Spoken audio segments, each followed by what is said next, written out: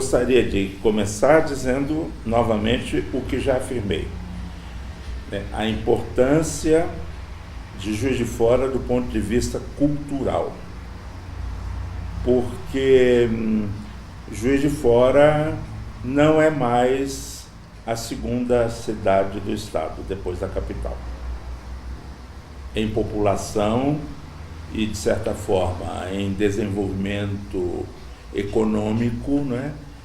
Foi superada por Contagem, por Uberlândia, não sei se mais alguma cidade já estaria à frente de Juiz de Fora, em termos de população e em termos de receita, né? Mas do ponto de vista cultural, entendendo-se aí cultura no seu sentido mais amplo e a cultura nas suas mais diversas manifestações, Juiz de Fora não perdeu a sua condição. Continua sendo o mais importante centro de Minas Gerais do ponto de vista das manifestações, da criação e do movimento cultural. Haja vista, né, os museus de que dispõe, haja vista as atividades de entidades como o Promúsica ou como o Grupo Divulgação, que cito como exemplo, né, porque são entidades que já existem há décadas, e há décadas continuam prestando bons serviços a Juiz de Fora. E vocês sabem, tanto quanto eu, que vários artistas de renome no Brasil, quando eles vão montar um show novo, eles fazem uma pré-estreia de Juiz de Fora, né? Para saber como é a reação do público de Juiz de Fora. E esse público, a reação desse público, dá uma ideia deles, como vai ser a reação dele a eles no Rio, especialmente no Rio, mas também em São Paulo ou Belo Horizonte, né? E veja, isso dá uma dimensão muito importante a Juiz de Fora dentro do panorama da cultura em Minas e no Brasil. Feita essa colocação, é preciso considerar o que era Juiz de Fora há 60 anos atrás, do ponto de vista cinematográfico, né? Porque nós vamos focar a nossa atenção na Torre de Marfim, que era uma revista dedicada ao cinema. Primeiro, né, fato importantíssimo, é que Juiz de Fora possuía várias salas de cinema. Cinemas de rua. Não tínhamos ainda entrado nesse momento, né, que é o momento atual, em que os cinemas eles estão se concentrando nos centros de compra, nos shoppings. Por razões de segurança, talvez por razões de conveniência, porque dentro de um centro de compras você tem outras atividades, né? E você tem praças de alimentação, enfim, você tem algumas facilidades que os cinemas de rua não podem oferecer. Mas, da época em que nós estamos falando, prevaleciam os cinemas de rua. Na verdade, estamos falando de uma época em que em Juiz de Fora não existia nenhum shopping. Então, se eu me lembro bem, nós podíamos contabilizar quantos cinemas? No espaço do bairro São Mateus, o Cinema Paraíso, ligado ao Instituto Jesus, que era uma instituição ligada ao Espiritismo e dedicada a acolher meninas, né? Instituto Maria, aliás, meninas em situação de risco, assim como o Instituto Jesus, lá no bairro de Lourdes, era dedicado à mesma atuação para meninos. E esse instituto, na época em que ele foi construído, ele construiu também uma sala de cinema justamente para que fosse uma fonte de renda para o desenvolvimento das suas atividades fim, né? O cinema era apenas uma atividade meio para se chegar à atividade fim. No mesmo bairro de São Mateus, o cinema São Mateus, ao lado da igreja de mesmo nome, que lá ainda existe e está fechado, mas era uma sala que tinha o seu movimento e o seu público, num bairro que sempre foi um bairro bastante desenvolvido em Juiz de Fora. No centro de Juiz de Fora, nós tínhamos o Cine Teatro Central, felizmente preservado, do ponto de vista de patrimônio, do ponto de vista arquitetônico e do ponto de vista cultural. O Cinema Glória, que ficava um pouco mais abaixo, na mesma rua Alfeld, e que não existe mais. No lugar está construída uma galeria que liga a rua Alfeld à rua São João. Mais à frente, na esquina da Alfeld com a rua Batista de Oliveira, o Cine Palace, que ainda sobrevive, porque foi tombado e se tornou um próprio da prefeitura, né? É a Funalfa que organiza a sua programação e ele consegue sobreviver, né? Nas suas atividades. E finalmente, lá embaixo, na Praça da Estação, o cinema São Luís.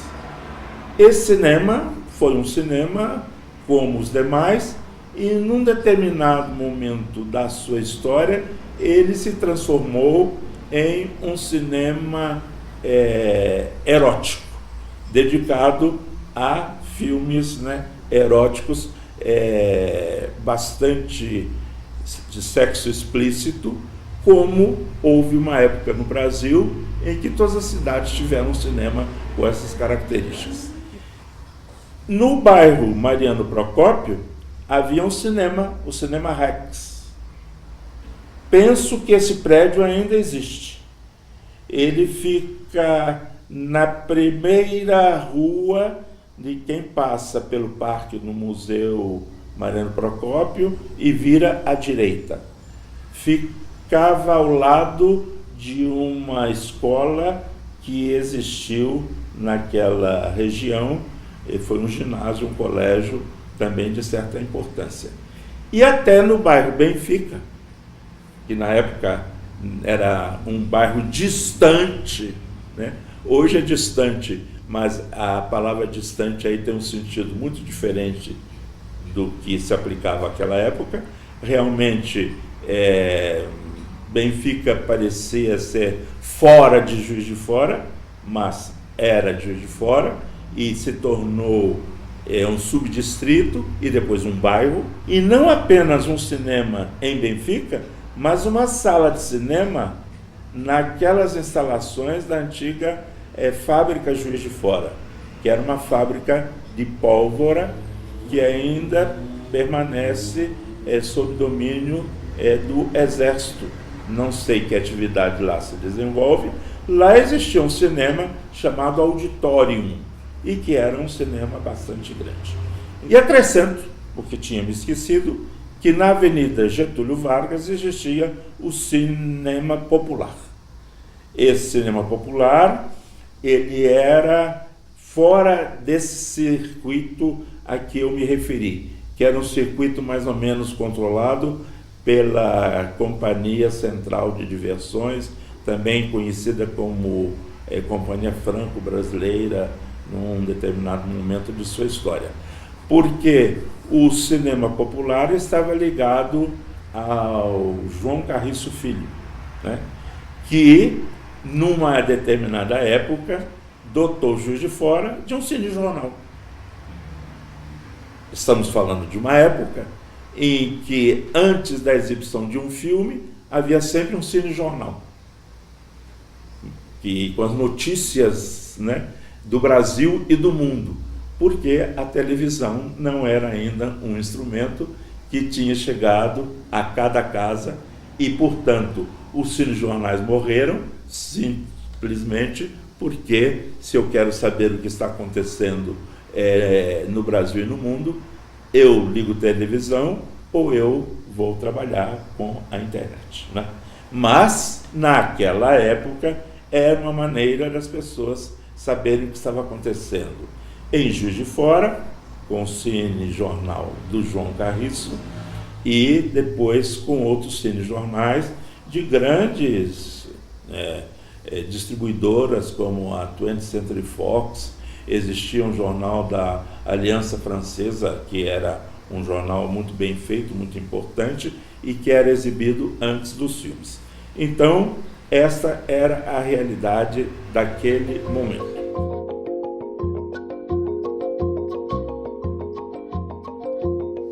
Na época, e agora eu já vou chegando mais perto do nosso objetivo, eu era aluno da Academia de Comércio, onde eu fiz o curso ginasial e o curso científico.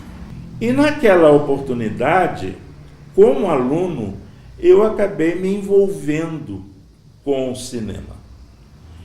Eu me envolvi com o cinema de um ponto de vista, digamos, ligado aos meus próprios estudos, porque existia um salão na Academia de Comércio em que todos os domingos à tarde era exibido um filme. Então, os alunos da academia deviam assistir à missa de cada domingo, que era praticamente uma obrigação, entre aspas, né? Uma obrigação porque quem assistia à missa tinha a sua cadernetinha carimbada, que tinha presenciado a missa, e tinha o direito de assistir o filme à tarde nos domingos.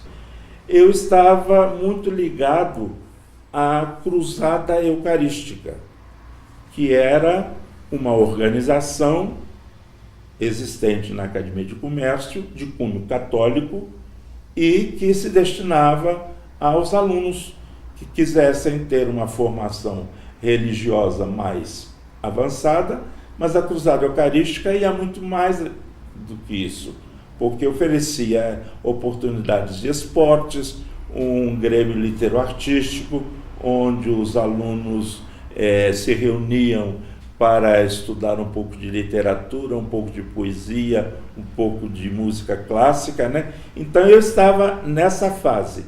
E nessa fase eu acabei por assumir a responsabilidade de passar os filmes, não apenas, né, assistir aos filmes, mas trabalhar lá com a máquina de cinema e passar os filmes que eram alugados. E daí eu evoluí, eu fui mais adiante, eu passei a ter a responsabilidade de escolher os filmes que iriam ser exibidos. Vocês percebem, então, que o meu interesse pelo cinema, ele começou de uma forma muito simples, mas ele cresceu. E na medida em que ele cresceu, esse interesse, eu passei a escrever sobre cinema. Numa revista que não mais existe hoje, que se chamava O Lince, uma revista mensal que se publicava na cidade. Vocês vejam, né, que Juiz de Fora possuía uma revista mensal própria dela, né, criada e mantida pelo saudoso Jesus de Oliveira, né? Eu passei a escrever sobre cinema e sobre outros assuntos para essa revista. E mais, lá na Academia de Comércio, os padres do Verbo Divino, eles editavam uma revista infanto-juvenil que se chamava O Pequeno Missionário, e para a qual eu comecei também a escrever, e editavam um semanário chamado Lar Católico. E o Lar Católico abriu um espaço para que eu e o professor José Francisco Simões, nós escrevêssemos cada uma quinzena, porque o jornal revista era semanal. Eu digo jornal revista porque tinha o feitio de um jornal, mas na verdade era uma revista. Então ele começou a escrever sob o pseudônimo de Cristiano e eu comecei a escrever sobre cinema com o pseudônimo de Mr. Cine. Era muita pretensão, né? Mr. Cine. Vocês vejam as ingenuidades, né, de uma época em que as coisas eram diferentes. Assim, eu me tornei um estudioso sobre cinema. Como estudioso sobre cinema, eu comecei a ler nos jornais nacionais, o jornal Correio da Manhã, que eram os grandes jornais do Rio de Janeiro que chegavam aqui, sobre cinema. O Correio da Manhã tinha um crítico de cinema famosíssimo, Moniz Viana, né? Que todo mundo lia Moniz Viana e se impressionava com as análises que ele fazia sobre cinema, né? Então eu comecei a ler esses jornais, a ler revistas. Havia uma revista semanal chamada A Cena Muda, que era uma revista totalmente dedicada ao cinema. E havia, né, eu encontrei num sebo que existia ali perto da agência do Banco do Brasil, da parte baixa da Rua Alfred, Juiz de Fora tinha um sebo. E esse sebo tinha uma coleção de revistas, chamava-se Cinearte. Uma revista que se editou na década de 30, na década de 40, totalmente dedicada ao cinema, muito bem feita, né? Dentro da sua época, e que acabou morrendo diante da evidência de outras revistas, como A Cena Muda e outras realidades que iam se manifestando. Então é dentro desse panorama que, além de ler, eu comprei muitos livros sobre cinema, geralmente em francês. Havia muito pouca coisa editada no Brasil. Então eu fiquei de posse de uma literatura bastante grande e especializada sobre cinema, história do cinema, correntes cinematográficas, né, estilos cinematográficos, colaborações ao cinema, do cinema mudo, do cinema falado, enfim, tudo sobre cinema, né? Eu tinha um pouco de cada livro, de cada publicação.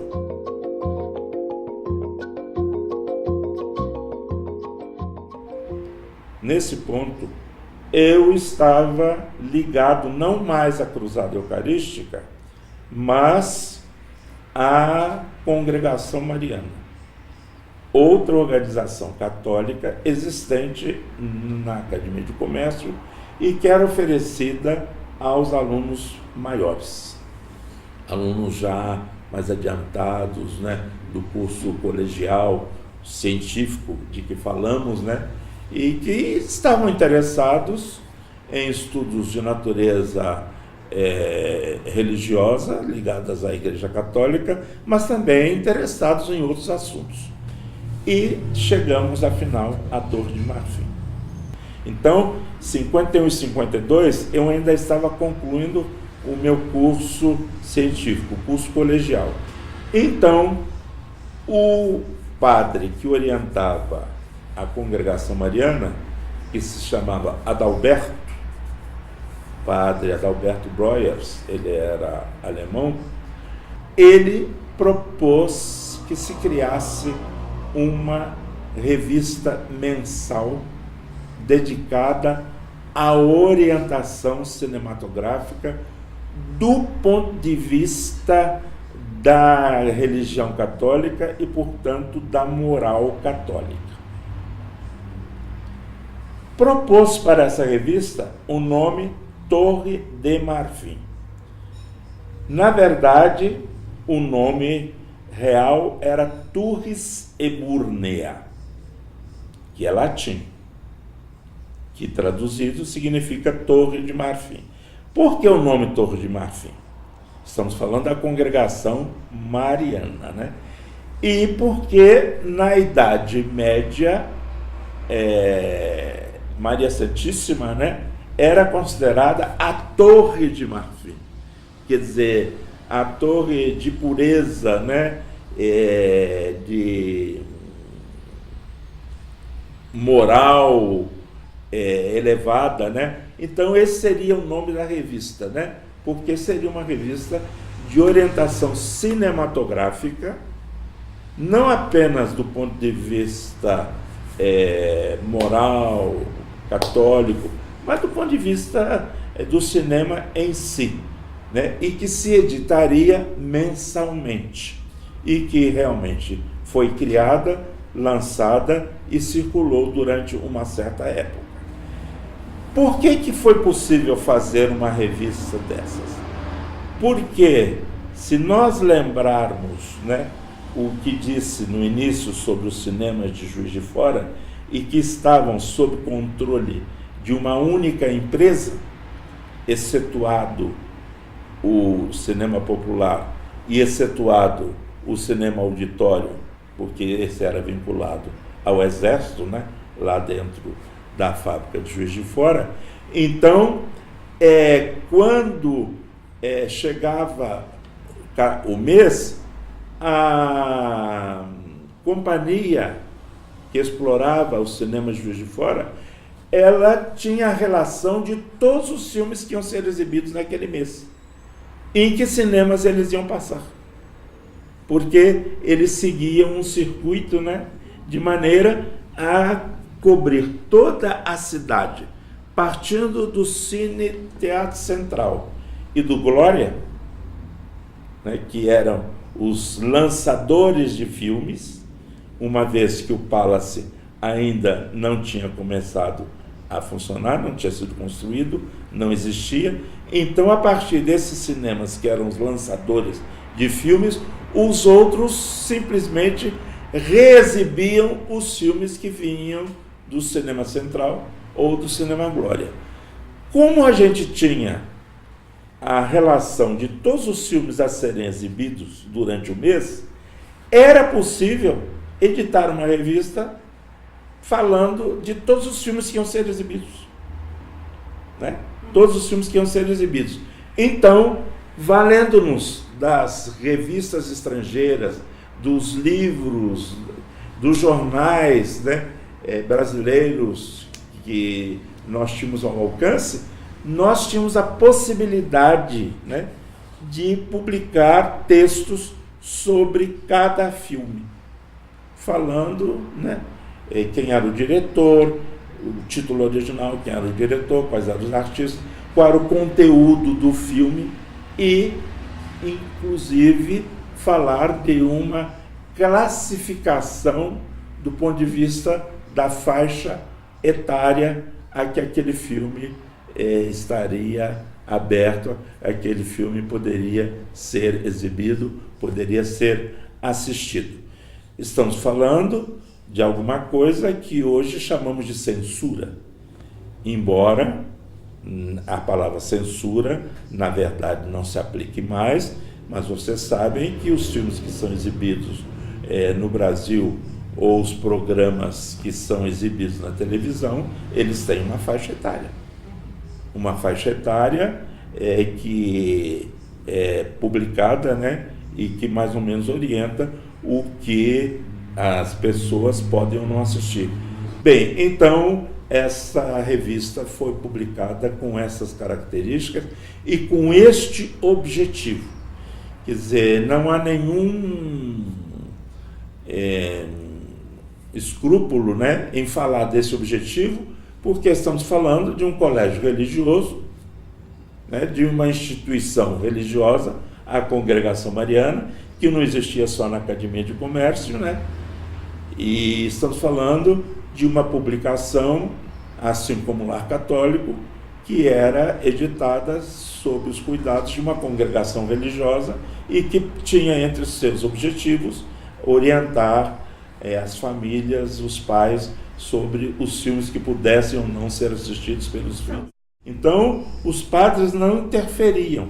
Quer dizer, embora a revista tivesse essa orientação moral, religiosa, de orientação, eles aceitavam que nós tivéssemos responsabilidade suficiente para, né, publicar aquilo que achávamos que devia ser publicado. Na verdade, a Torre de Marfim publicava críticas sobre filmes que seriam desaconselháveis. Ela não era exclusiva nesse particular. Ela não publicava comentários apenas sobre filmes que seriam livres a todo público, ou pelo menos livres até os 10, 12, 14 anos de idade. Não, ela publicava também artigos sobre filmes, né, que seriam destinados a adultos, mas que tinham o seu valor, tinham a sua significação e deviam ser também comentados. Então, foi uma boa pergunta que você fez. Quer dizer, não havia interferência nesse particular. Você veja que eu falei corretamente, né? Porque aqui continuava dizendo revista de orientação cinematográfica. Vamos ver se confirma o que eu estou dizendo sobre a característica dos filmes, né? Sim.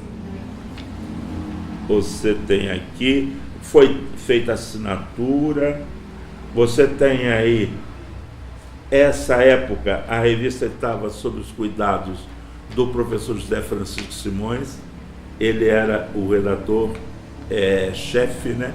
Mas continuava um trabalho que a gente tinha iniciado, né? E você tem aqui filmes, O Mundo de Henry Orient, e tem a orientação, filme para adultos. Com a Maldade na Alma. Esse é um clássico do cinema, do Robert Aldrich, né?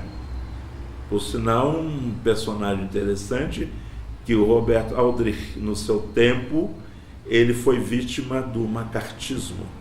Não sei se vocês já ouviram falar do macartismo, né? Foi um movimento de um senador dos Estados Unidos, né? O McCarthy, que ele começou a acusar Hollywood de ser um centro esquerdista, né? De veiculação de ideias comunistas, né? E vários grandes diretores, grandes cenaristas, grandes atores foram perseguidos pelo macartismo. Tiveram de deixar os Estados Unidos, né? Tiveram de deixar os Estados Unidos. E um deles foi Robert Aldrich. Agora, o mais famoso de todos, né? Que deixou os Estados Unidos, nunca mais voltou, e até hoje os norte-americanos têm uma certa resistência a ele, é Charles Chaplin. Porque o Charles Chaplin não escondia as suas ideias esquerdistas, né? Não necessariamente comunistas, mas naquela época a palavra comunismo se aplicava a tudo. Todo camarada que tivesse umas ideias assim, mais à esquerda, né, que não fossem de acordo com o liberalismo, o capitalismo, ou o nome que se queira dar, essas pessoas eram, então, chamadas de comunistas.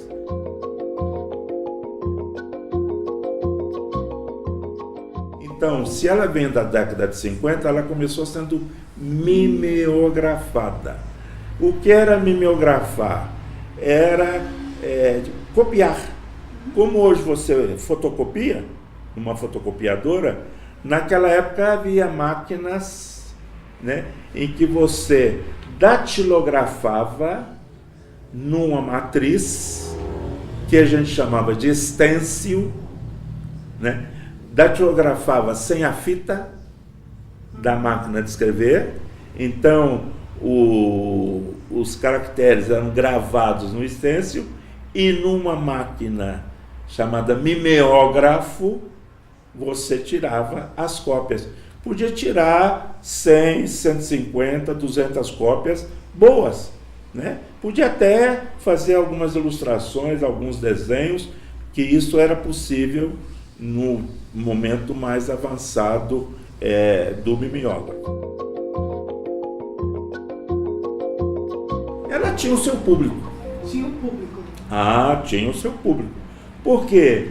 Veja você que interessante, né? Uma pessoa comprar uma revista e saber todos os filmes que iam ser exibidos no mês de novembro. Podia escolher até os filmes e onde assistir os filmes. Assistir no São Mateus, no Excelsior ou no São Luís, né? E vocês vejam que a oferta era muito maior do que hoje. Porque poucos filmes ficavam mais de 4 dias em cartaz, num determinado cinema. Hoje vocês têm filmes que ficam uma semana, né? E às vezes até mais tempo. E na verdade, esse é um ponto que vocês podem discutir, devia ser motivo de debate. A oferta hoje é muito menor do que foi nessa época, em que vocês tinham filmes americanos, franceses, ingleses e de outras nacionalidades, embora prevalecessem os filmes americanos. Hoje, você abre um jornal da cidade, Tribuna de Minas, né? E vocês vão lá no Caderno 2 e vão ver os filmes que são exibidos, só tem filme americano. Só tem filme americano. E só tem bomba. Bomba americana jogada em cima da gente, né? Quer dizer, o esquema Hollywood já desapareceu.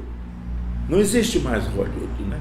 Como centro produtor de cinema, porque os grandes estúdios desapareceram. Os grandes estúdios se transformaram em grandes distribuidoras. Então, quais são as grandes distribuidoras de cinema? 20th Century Fox, Warner Brothers, Sony, que é a sucessora da Columbia. A Sony comprou a Columbia, os direitos da Columbia. Essas são as grandes distribuidoras. Elas controlam o cinema, especialmente na América Latina, particularmente no Brasil. Dado interessante para vocês. Fora do Brasil, na América Latina, é muito mais fácil assistir filmes que não sejam americanos do que no Brasil. Quer dizer, há um controle, né, massificador, porque você tem, quer dizer, o ponto de vista, digamos, levado ao cinema de um único país, que é os Estados Unidos da América. E vocês têm, portanto, uma colonização cultural. Nós somos vítimas de uma colonização cultural. Felizmente, os estudantes, os professores estão aí para resistir a isso, né? E o público, assim, nesse primeiro momento, era só para o pessoal da academia, ou ele como é que ela circulava? Não, a partir desse momento, ela estava à disposição do público nas bancas de jornal. Nas bancas de jornal. Né? E era toda bancada pelo Colégio Academia? Sim, mas você veja que já tinha até anunciantes que sustentavam o que a revista custava, né? Para ser impressa. Evidentemente, era uma impressão subsidiada, mas, em todo caso, né, existiam publicações. Aqui, eu vejo a publicação aqui da Agência Campos. A Agência Campos era do meu pai. A Agência Campos era um dos lugares onde se podia encontrar a Torre de Marfim. Não vejo aqui o preço.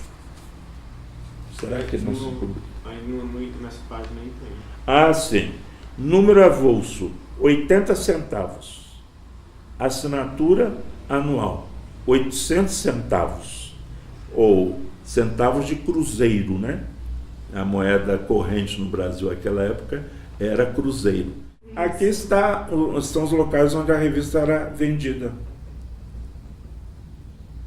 Sabe, né? Barateza Confecções, Agência Campos, Livraria Lar Católico, Livraria Viviane, Oasis.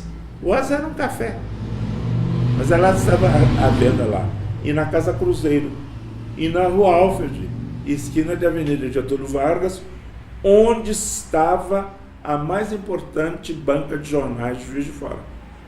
Essa banca de jornais, por incrível que pareça, ela não existe. Ela está ali no Rio, no Parque Alfred. Aquela banca de jornais grande que está ali, ela funcionava numa numa loja daquele prédio onde está a Galeria Palace.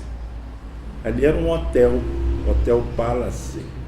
E havia um conjunto de lojas, uma daquelas lojas, justamente da esquina entre Alfred e Getúlio Vargas, era a Casa Cruzeiro, a mais importante banca de jornais. E a revista chegou a circular em outras cidades também, né? Também. Aqui nas proximidades, porque naquela época, e muito mais hoje, Juiz de Fora já era um foco de atração. Quer dizer, se você considerar Juiz de Fora dentro da Zona da Mata, quer dizer, você não tem nenhuma cidade que possa fazer frente a Juiz de Fora. Então as pessoas vêm comprar aqui, vêm assistir ao cinema aqui, e na verdade, alguns que gostam de cinema têm que vir mesmo a Juiz de Fora, porque várias cidades aí nas proximidades não tem um cinema sequer. No caso da revista, por ser uma revista de orientação, de cotação, né, com cotação, inclusive, os exibidores ficavam bravos quando vocês não indicavam determinado filme? Não, tanto assim que eles entregavam cada mês toda a programação, senão eles podiam se negar a nos entregar. E se nós não tivéssemos a programação daquele mês, como é que nós íamos editar a revista, né? Então, do ponto de vista deles, digamos, isso não trazia problemas quanto ao público. Eles não tinham e não ter o seu público diminuído. Eu quase diria que talvez tivesse o seu público ampliado para determinados filmes, né? Por exemplo, quando eles viam aqui A Lista de Adrian Messenger, um filme do John Huston, para adolescentes, né? Cotação moral adolescentes, esse é um grande filme. Assim como eu falei anteriormente, né, do filme do Aldrich, que é Sobre o Domínio do Mal, me parece, né? Esse era um grande filme. Então, o A Torre de Marfim, de certa maneira, ela podia até atrair público, determinado público. Quer dizer, o público que tinha bom gosto, por exemplo, que queria assistir um filme de valor intrínseco, ou um público que queria assistir um filme adulto, ou um público que queria seguir um pensamento como esse do Pio XII aqui, né? Bom filme é o que é capaz de respeitar, compreender e ajudar o homem. Toda arte nobre tem como fim a razão de ser, tornar-se para o homem um meio de se aperfeiçoar pela probidade e virtude. A arte desvinculada de compromissos éticos e humanos não pode ser autêntica e digna do homem. As formas recreativas que degeneram em corrupção da arte são perniciosas mesmo para a honestidade civil. Será que nós podemos criticar a priori um pensamento como este? De um Papa Pio XII que foi acusado de não se opor ao nazismo? Nada a falar sobre Hitler e não tomar nenhuma atitude em nome da igreja contra os absurdos praticados pelo nazismo, mas esse é um pensamento que ainda tem o seu sentido.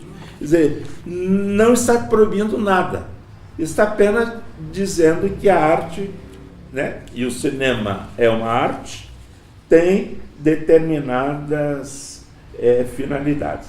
Existia uma revista mensal francesa, editada pelo Office Catholique du Cinéma,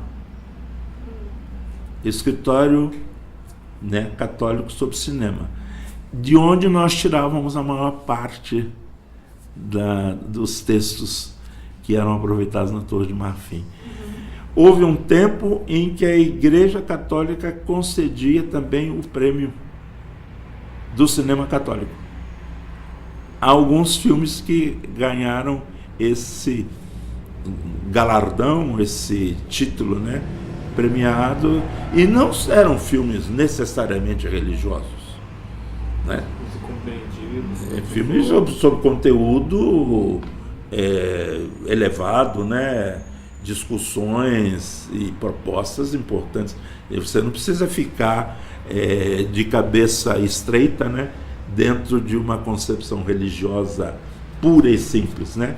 E os europeus, naturalmente, eles têm uma visão muito mais ampla, né, sobre o valor da arte e do cinema em particular, inclusive do ponto de vista cultural, do ponto de vista, repito, de arte, porque o cinema é uma arte, né? Agora é uma arte que se degrada quando se transforma aí numa baboseira qualquer que não tem nenhum significado, não tem nenhuma virtude.